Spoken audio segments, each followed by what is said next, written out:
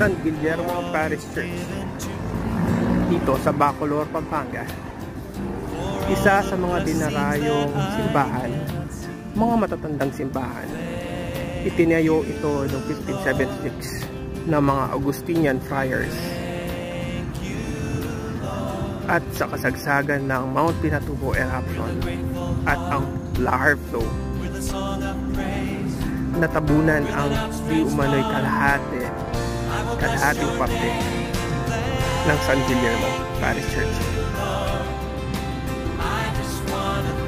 Isa sa mga napakatandang simbahan dito sa Pampanga.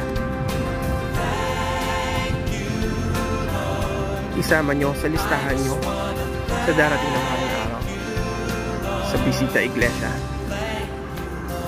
San Guillermo Parish Church dito sa Bacolor, Pampanga.